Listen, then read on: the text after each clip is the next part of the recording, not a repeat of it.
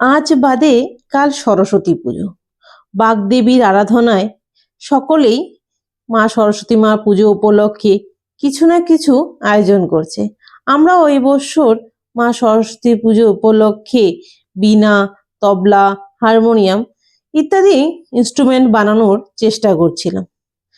তবলা আর বীণা যেটা হচ্ছে সেগুলো হচ্ছে নারকেলের খোল দিয়ে আমরা বানানোর চেষ্টা করছি। অবশ্য বীণার নিচের বেসটা এলইডি বাল্ব যে আছে সেটা বের করে আমরা করার চেষ্টা করছি। এগুলো অবশ্য আইডিয়াটা প্রত্যেকটা ইউটিউব থেকে নিয়েছি, কেননা আমরা এগুলোর সম্বন্ধে কোনো ধারণা বা আইডিয়া ছিল না, তাই আমরা চেষ্টা করছি হাতে বানানোর।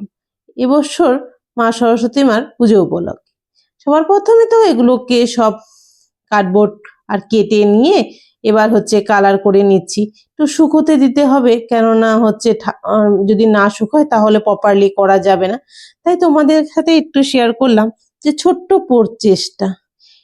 এই উদ্যোগটা সবার প্রথমে নিয়েছিল আমার ছেলে। তো ওই বলছে যে মা সরস্বতী মার এইসব বানাবে, তো সাথে আমাকে হেল্প করতে হবে। আইডিয়াটা ওর ছিল, কিন্তু আমরা সবার সাথে সাথে হেল্প করছি, কারণ ওর একটু সময়ের অভাব ছিল। তো সবাই টুকটাক যদি হাতে হাতে করে নিই তাড়াতাড়ি হয়ে যাবে। তো দেখো মোটামুটি বেসটা আমাদের হয়ে গেছে, কিন্তু হারমোনিয়ামটা এখনো হয়নি, কারণ অনেকটা সময় সাপেক্ষের ব্যাপার, এতটা টাইম দেওয়ার।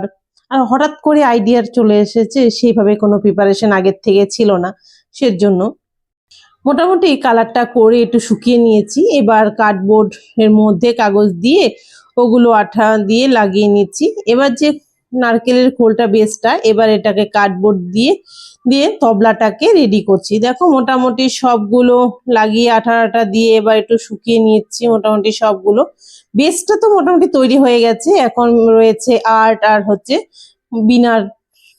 এই যে দেখো, তোমাদের দেখাতে পারিনি, প্রপারলি কমপ্লিট হয়ে গেছে শেষ মুহূর্ত, কিন্তু হারমোনিয়ামটা এখনো বাকি আছে করা। তো তবলা আর বীণা পুরো কমপ্লিট সরস্বতী পুজো উপলক্ষে। এই যে দেখতেই পাচ্ছ পুরো বেসটা। তো কেমন হয়েছে অবশ্যই কমেন্ট করে জানাবে।